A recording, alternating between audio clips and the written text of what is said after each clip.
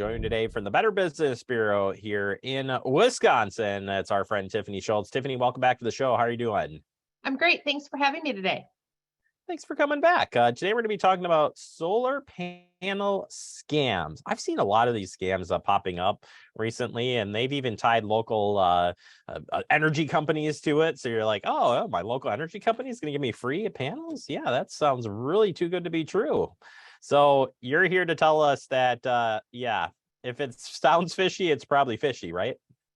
We always say those words. If it sounds too good to be true, it probably is. And we have a new scam to let you know about, that there are people who are impersonating solar panel companies, and they either call you, maybe they email you, send you a social media message. They could even show up at your door, and they're offering you a great deal on solar panels, either a very low cost for the solar panels or a completely free set of solar panels. But there's a catch. What they're looking for is either your money or they're looking for your personal information. And by that, they want you to fill out a form and complete it with banking information to see if you qualify for the program. Or they want you to pay for it and they want to reimburse you by a non-existent government program. So something to watch for. It just doesn't come by phone call. They are trying to target you in many different ways to get your attention. Now, what if you were actually talking, you called out to a solar panel company of your picking, and they say, I need to collect this, basically, I'm going to repeat what you said. They want to collect information so they can, maybe they're going to offer a loan program through it or whatever. What would you suggest in trying to make sure they are a legit company? There are legitimate solar panel companies out there, and you really need to do your homework.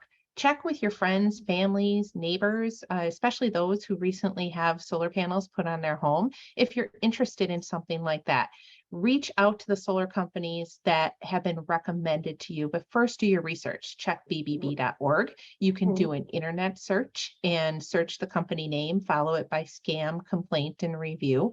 You can also get recommendations from the company. But when you get recommendations from the company, you want to call those recommendations. Just don't say, oh, they gave me some recommendations. Call those people. Ask how their experience were. Ask if they've used the company again. Ask some more detailed questions so you can get a true picture of, is this company legitimate and is this offer legitimate? A lot of times you see a lot of the same tactics when it comes to buying or people scamming people.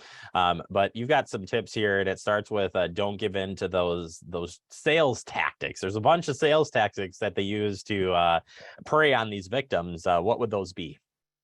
High pressure sales is something that you should be aware of. It's usually a red flag. If you're asking questions and they give you vague answers, or maybe they get aggressive with you, or they tell you that this deal is only available for this time only, you need to sign on the line, and they don't want you to have time to think, because the more time that you have to think, the more chance they have to lose it. So a legitimate company is never going to use high pressure sales tactics on you. They're going to give you the time to do your research and think it through. So consider it a red flag if somebody is pressuring you to sign on the line right now.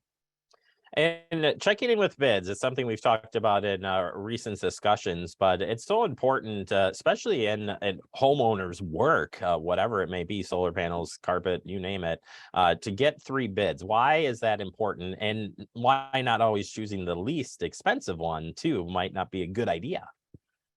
Get those bids and compare them apples to apples. Your bids are probably going to come in all over the place, but you want to make sure that what's in one bid is also in the other bid, because one bid can be significantly more than the other, but it can include so many different things. You don't want to be completely surprised on the other end when you're told you owe for this, this, and this, and this that wasn't included in the bid.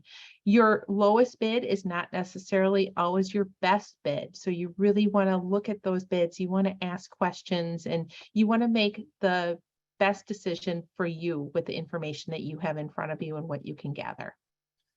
I'll tell you on this next one, it's all about asking questions. For the scammers that I have talked to, when you just ask some simple questions, they'll hang up right away. But you got to be able to ask, you should ask questions to make sure you understand and are able to figure out the legitimacy of these companies, correct? Those professional companies should always be able to answer any questions that you have in regards to their product. If somebody gets aggressive with you or gives you vague answers, that's probably a red flag that you should shop elsewhere. Absolutely. And finally, why do we got to report these? So you tell folks that we got to report these things, but why is it so important, especially when we're really looking at something like this, where you're hearing the fake, that the government is going to reimburse, you to this, to that, you got to report these things. If you've been a victim of a scam or you've experienced a scam and you haven't lost money, it's best that you report those to us at bbb.org/scam tracker. Your report is going to help warn others of the scams taking place in the marketplace. All right. Well, there you have it. Make sure you report this, and you can check with the BBB for more information. Their website is bbb.org/scam tracker. And you can find out the latest on scams that are going along with this. And we appreciate Tiffany's time as always. Thanks for having me.